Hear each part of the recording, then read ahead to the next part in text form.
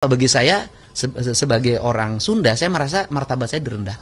Sebagai orang Sunda ya, yang orang Jawa juga sama, yang ngerti ajaran leluhur dia akan nangis. Karena bagi orang Sunda dan orang Jawa, gunung itu sesuatu yang sakral. Gunung itu sesuatu yang dihormati karena dia adalah sumber dari kehidupan. Nah, jadi saya ini termasuk orang yang begitu menghormati gunung. Begitu menghormati gunung, sehingga ketika gunung itu orang seenaknya demi kepentingan komersial membelah hutannya hanya untuk kesenangan-kesenangan dan duit, saya nangis, Pak. Kenapa? Bagi saya sebagai orang Sunda, saya merasa martabat saya direndahkan. Saya sengaja di awal pakai prolog itu karena kita biar paham cara berpikir pemimpin kita. Pertanyaan saya, cara berpikir Kang Deddy di dalam melihat gunung, di dalam melihat alam, di dalam melihat hutan, baik atau tidak untuk kita, sama atau tidak pikiran kita dengan pikiran pemimpin kita? Ayo, sebagai orang Jawa Barat, sebagai orang Sunda, mesti paham itu, biar ngerti. Sebelum masuk ke tema, ini saya akan baca beberapa komentar yang ini bagi saya penting untuk dijawab secara publik agar tidak menjadi gagal paham. Ya, yang pertama, sengaja saya tandai. Ada yang ngomong seperti ini kepada Kang Deddy. Si Deddy beringas ya, semua dihancurkan. Lebih preman dari preman. Ayo, oh gila ini. Si Deddy beringas ya, semua dihancurkan. Lebih preman dari preman.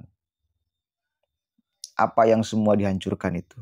Yang dihancurkan itu adalah bangunan yang berpotensi atau sudah bahkan menghancurkan orang lain.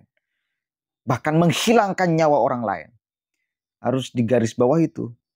Menghancurkan bangunan yang menyebabkan kerugian bagi masyarakat lingkungan sekitar. Yang mendapatkan untung siapa? Pemodal, pemilik usaha. Apakah pemilik wisata e-beach Fantasi di Puncak Bogor? Masyarakat Bogor? Bukan. Kenapa kemarin reaksi masyarakat Bogor begitu menggebu-gebu ketika Kang Deddy mengatakan bongkar? Apa yang terjadi? Bukankah masyarakat yang berbondong-bondong menyerbu ingin secepatnya bangunan itu dihancurkan? Kenapa? Itu mereka yang mendapatkan dampak dari itu. Artinya ketika masyarakat di sekitar puncak sepakat akan pembongkaran, berarti bangunan ini tidak ada manfaat bagi masyarakat sekitar, Pak. Bahkan bukan hanya manfaat yang didapatkan, mazarat yang ada. Kenapa kemarin seperti itu reaksi masyarakat puncak? Apakah ada yang menolak? Enggak ada, Pak. Cek coba kemarin. Bahkan Satpol PP yang lambat itu habis dimarahi oleh masyarakat. Cepat bongkar.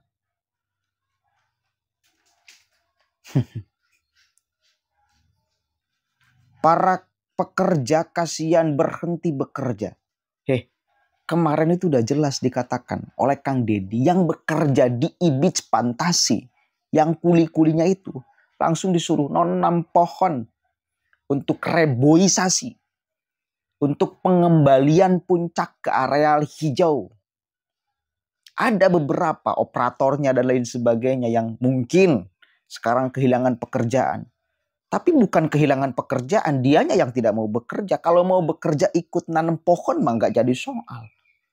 Jadi ketika Kang Deddy membongkar e-beach Fantasi yang di sana sedang banyak para pekerjanya, ditawari kerjaan, Pak. Bahkan masih digaji oleh beliau sampai tanggal 27 Maret. April ya sekarang itu. Sekarang Maret, April. Bentar, bisa salah. Maret bener. Sampai lupa ini. Digaji, Pak, tanggung jawab beliau. Ya, jadi ini ngarang kalimatnya. Kemudian, pariwisata hancur. Beberapa ribu yang berhenti kerja. Wahai pekerja bersabarlah. Semoga ada balasannya dari Allah Subhanahu wa Ta'ala. Gak nyambung. Anda bawa-bawa nama Allah tapi gak nyambung. Pariwisata hancur. Iya, pariwisata yang dihancurkan itu, yang menghancurkan orang lain. Bahkan sudah terbukti menghilangkan nyawa karena penyebab banjir. Dan itu akan terus terjadi. Kalau Anda cek review-review orang Puncak, sekitar Puncak, mereka juga merasa aneh. Pembangunan begitu pesat dan baru terjadi tahun ini banjir yang begitu besar di Puncak. Kan aneh Pak, di Puncak kok banjir? Janggal. Masa di Puncak banjir karena aneh? Artinya ini ada sesuatu yang harus dibereskan di puncaknya. Ternyata alih fungsi lahan yang sangat ugal-ugalan. Begitu, daerah resapan harusnya, ternyata dijadikan bangunan. Akhirnya tumpah ke bawah semua Pak. Airnya, kan logikanya demikian. Jadi tempat wisata yang dihancurkan oleh Kang Deddy adalah tempat wisata yang menghancurkan orang lain. Bahkan menghilangkan nyawa orang lain. Semoga ada balasannya dari Allah Subhanahu wa Ta'ala. Iya benar. Allah bakal membalas semua kebaikan Kang Deddy Mulyadi. Gitu. Kemudian, izin gak izin tetap dibongkar atau ditutup.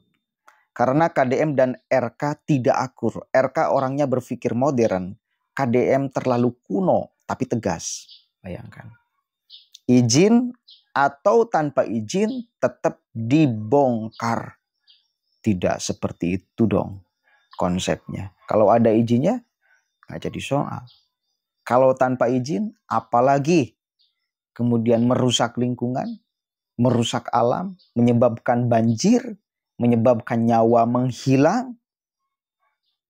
Meskipun diresmikan oleh RK atau tidak diresmikan oleh RK, didukung oleh RK, tidak didukung oleh RK, saya yakin Kang Deddy tetap akan membongkarnya. Jadi permasalahannya bukan karena RK-nya, tapi kebijakan yang kemudian dikeluarkan oleh RK yang menyebabkan gunung luka, ekosistem di sana tidak stabil, masyarakat yang kena dampaknya. Itu. Jadi bukan masalah RK secara pribadinya, kebijakan RK yang bermasalah. Catat ya, bukan RK secara personal ya, tapi kebijakan yang pernah dia buat. Itu mesti dicatat baik-baik tuh. Semua harus ada solusi buat perekonomian masyarakat karena warga Bogor akan terancam menambah banyak pengangguran lagi. Pikir baik-baik dampaknya. Lalu wisatawan asing dan domestik kalau ke Bogor mau ngapain tanpa wisata? Kemarin tahu nggak? Lihat nggak? Respon masyarakat sekitar Puncak seperti apa? Ketika Beach Fantasi dibongkar atau disuruh dibongkar oleh Kang Deddy. Bahkan masyarakat di sekitar yang berbondong-bondong ratusan datang untuk memberikan support. Bahkan ingin membongkar, mensabotase beko Pak. Supaya cepat dibongkar itu. Artinya apa? Tempat wisata itu di sana tidak berdampak positif bagi masyarakat sekitar. Kan itu kesimpulannya. Pikirkan masyarakat sekitar. Warga Bogor akan terancam nambah banyak pengangguran lagi. Tahu nggak? Yang di sana kabarnya, konon katanya, tempat wisata Beach Fantasi itu berapa PKL yang dibereskan? Orang sana yang dihancurkan. Jadi adanya Beach Fantasi itu memperkaya 1-2 orang, bukan orang Bogor, tetapi menghancurkan perekonomian orang Bogor yang di sana biasa jualan PKL disikat. Yang punya Beach Fantasi mah orang kaya. Dia punya beberapa tempat wisata, bukan hanya di sana. Disikat satu masih ada yang lain. Kan itu. Jadi keliru pikirannya ketika Kang Deddy membabat tempat wisata lalu menyebabkan kerugian bagi masyarakat. Justru menyebabkan keuntungan bagi masyarakat. Bukti menyebabkan keuntungan bagi masyarakatnya, respon masyarakat sekitar Puncak kemarin seperti apa. Itu aja. Logika kita kan. Kecuali kalau ketika Kang Deddy bongkar. Lalu masyarakat di sana demo tuh. Pasang spanduk. Kami, masyarakat sekitar Puncak menolak kebijakan Gubernur Jawa Barat. Kenapa? Karena ini adalah sumber perekonomian kita. Mau di mana kita cari duit kalau ini dibongkar, kalau ini dihancurkan? Kan tidak ada yang seperti itu, Pak. Semuanya mendukung, mensupport, bahkan ikut menghancurkan. Artinya itu tempat merugikan masyarakat sekitar. Kan gitu berenang.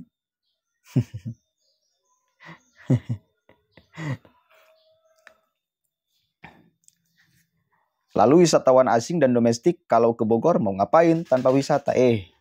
Ketika di sana kebun teh, ya, itu bisa nggak dijadikan tempat wisata? Bisa. Saya kemarin itu wisata ke Banjarnegara. Tempat kebun teh indah. Bisa seperti itu kan. Di atas kebun tehnya dibuat jembatan, tapi jembatan pakai bambu dan tidak merusak pohon, kan bisa. Jadi wisata hijau, asri, enak.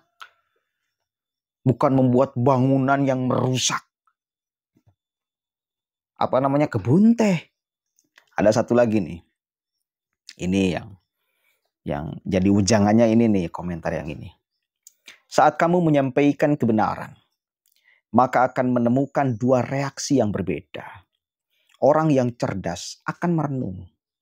Orang yang bodoh akan tersinggung. Imam Syafi'i. Silakan, Anda termasuk golongan yang mana? Assalamualaikum warahmatullahi wabarakatuh.